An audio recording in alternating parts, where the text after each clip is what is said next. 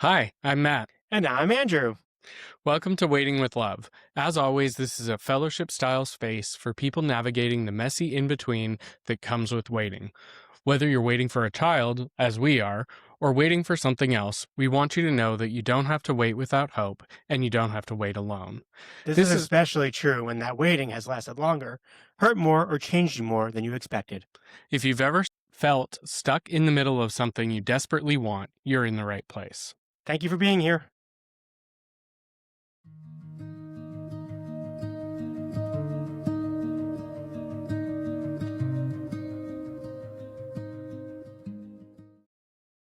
All right, so this is our episode 1. Last week was our kind of trial and error with episode 0.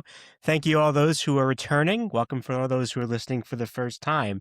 So last week we launched the podcast. We're about a day away from launching our Substack, and now we're kind of having this existential crisis.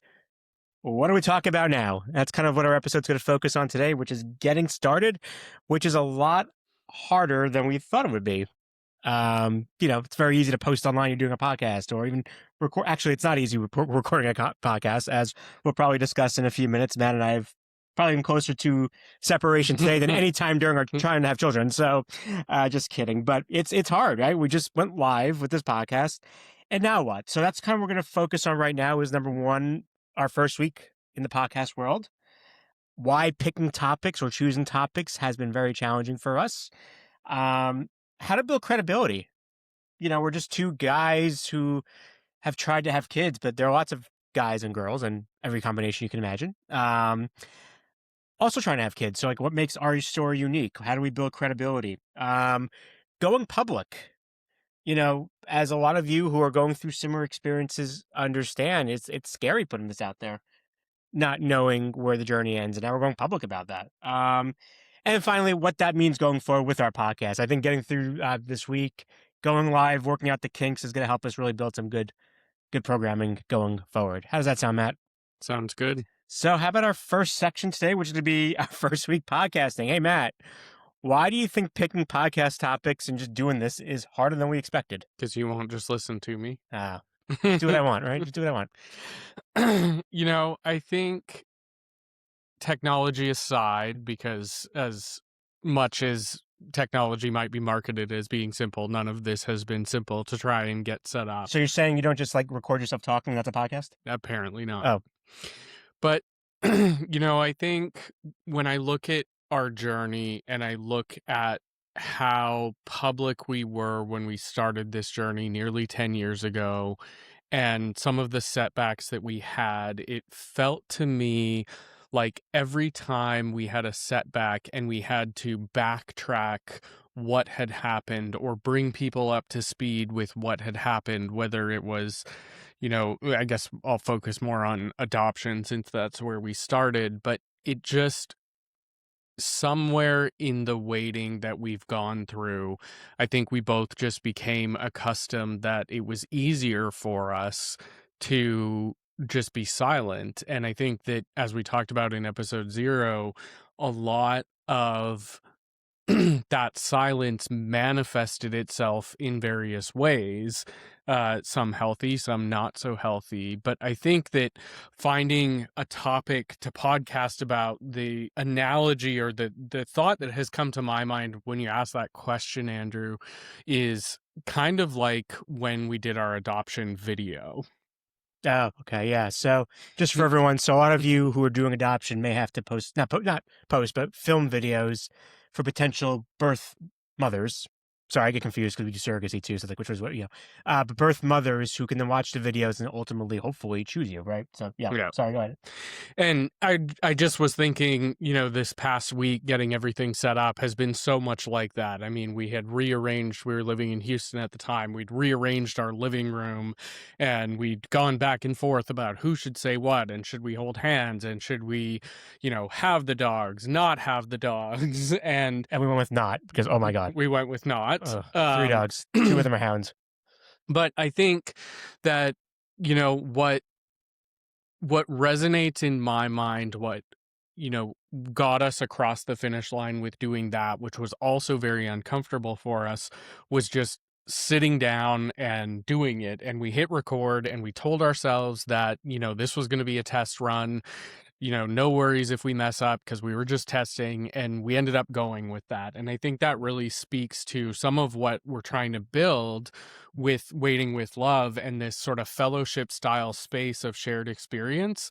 I have a good friend who often says, bring the body and the mind will follow. And I guess, after all that we've gone back and forth, the bickering this week, I'm hoping that we brought the body. We're sitting here, the camera's on, the mics are on. We are currently on speaking terms. It's been a little choppy the last few hours, but currently we're on speaking terms. We have a nice dinner planned for tonight, assuming we Yes. get through this without killing each other. But that's kind of where my head is currently at, is bring the body and the mind will follow, and hopefully so will the content.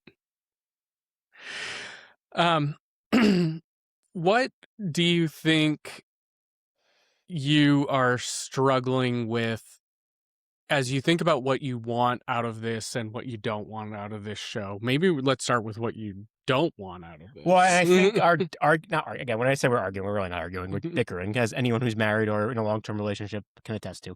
Um, I think that's kind of what we've been bickering, and that's kind of been that conversation. Maybe we didn't realize we were having the last 48 hours is basically, what do we not want this show to be? What do we want this show to be?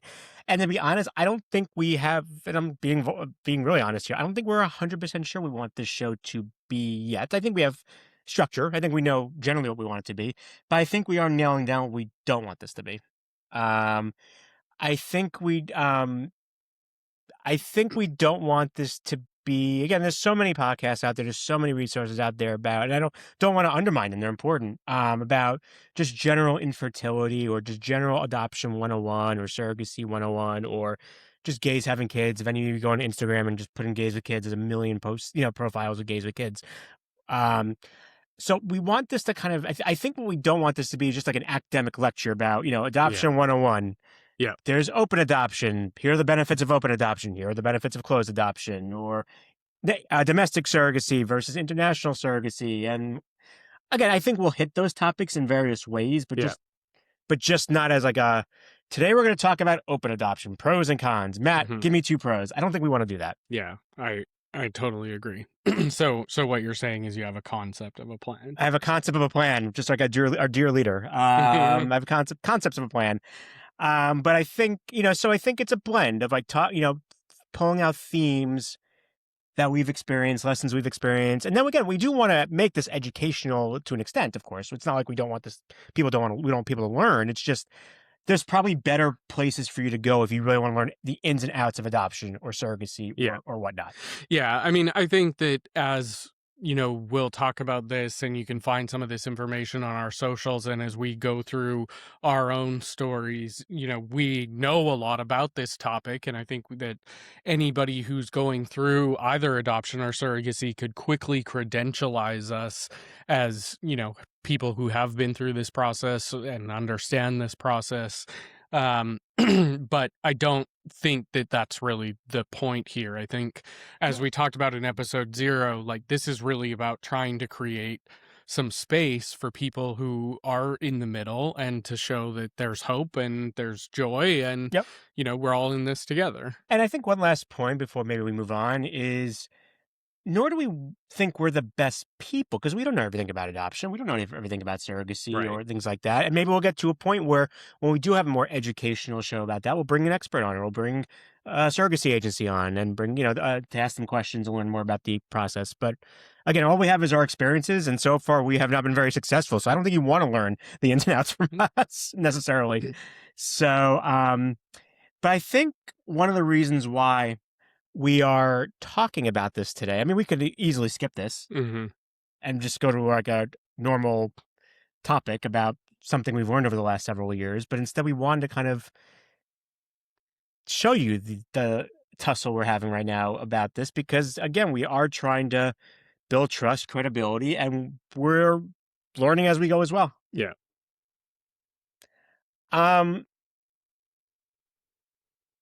how do we draw the line, Matt, you think, between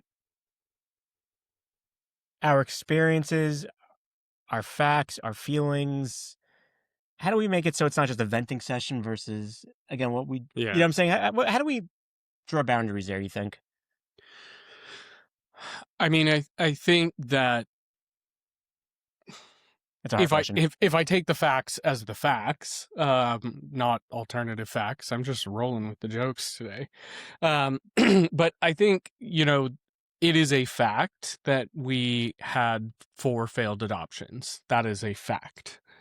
And it is a fact that we are currently working with our second surrogacy. That is also a fact. And, Andrew, if you don't believe me, I'll pull up our bank records because those will indicate that those are, in fact, facts.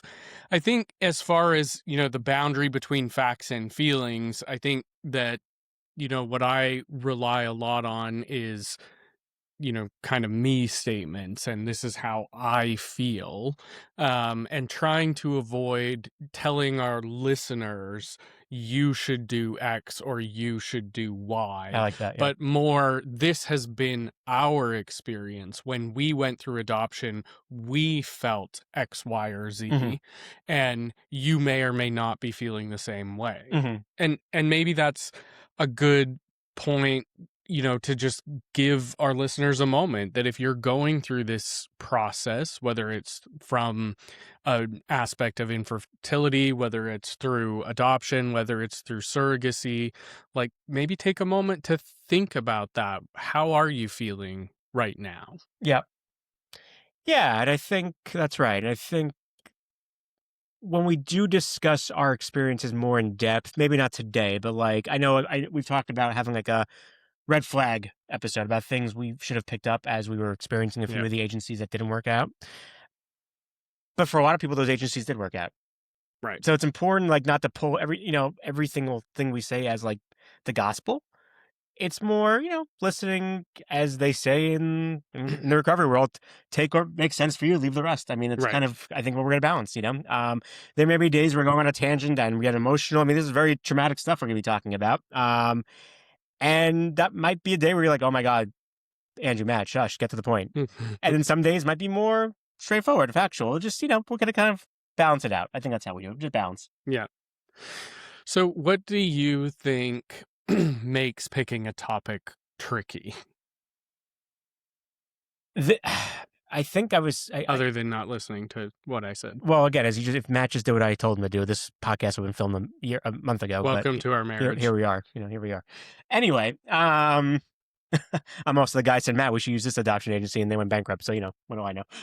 Anyway, we'll talk more about that another time.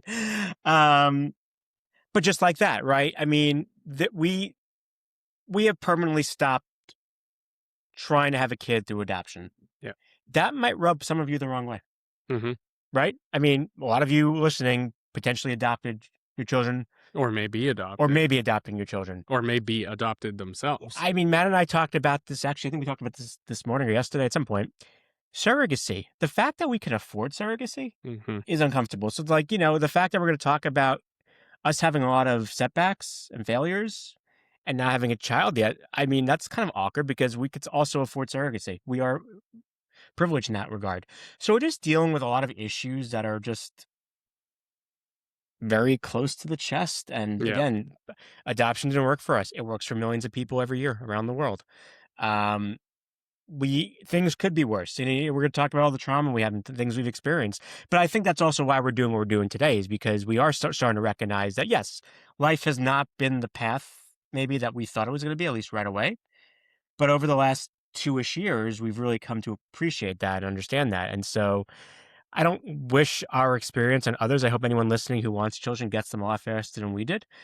But we're going to be a million times better parents because of the experience. There's no doubt in my mind. So, Yeah. Yeah, I think that's a good point. And you mentioned at the top a little bit about credentializing ourselves, and I think we've talked a little bit about some of our experience with adoption and surrogacy. You mentioned the bankruptcy of our first agency. I think hopefully for our listeners that helps to credentialize a little bit, but I did want to take a moment, since you brought it up, Obviously we're trying to build a social media following and trying to build a presence online. And it's not lost on me that some of the people or agencies that we've worked with in the past or are currently working with, may follow these accounts and may see what we have to say. And I do think that from, a point of professionalism, I think we can both agree that although we'll talk about our experiences and what we've been through on this journey, I think that, it's our commitment and it needs to be our commitment to ourselves and to anyone listening that, we're not here to trash talk anybody's No. choices. We're not here to trash talk whether one, agency for whether it's adoption or surrogacy is better than another, even if they go bankrupt. We might trash that one because they don't exist anymore, But, in fairness. But the other ones but that do exist, I yeah, do think yes. that, we can agree that, there are certain topics that are off limits and where we are in this process right now, other than the fact that we're going through it. And as you said,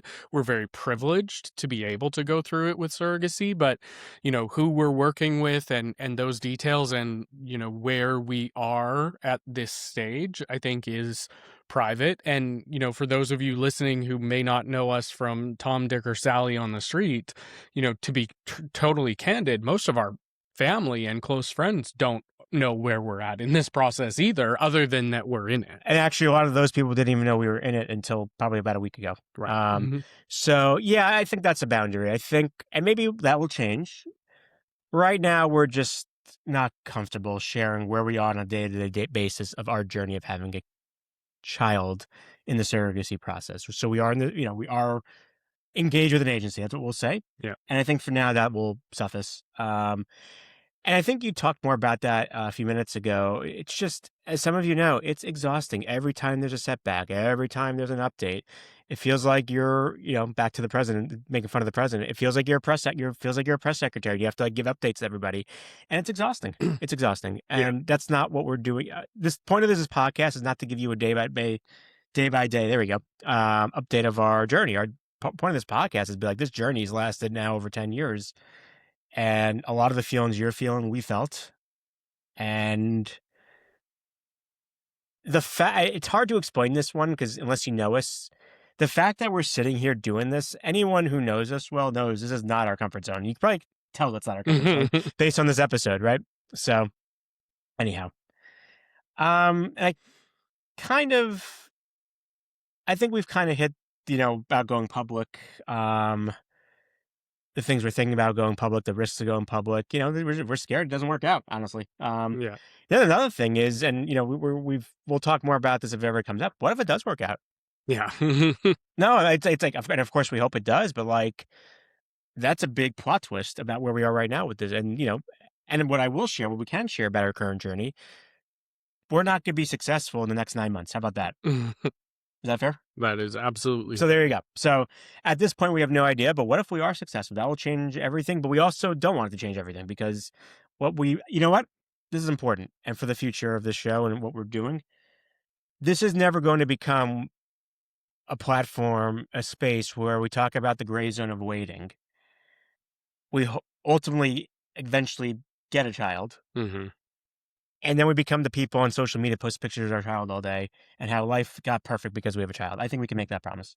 I think we can too, because, as you were saying that, I was sort of reflecting, playing the tape forward a little bit. If, 9, 12, however many months from now, we were to have a child. And I don't think that, while I absolutely agree that it doesn't change what this space is meant for, it also doesn't invalidate the experience that we've had and the Yeah. experience that we did go through.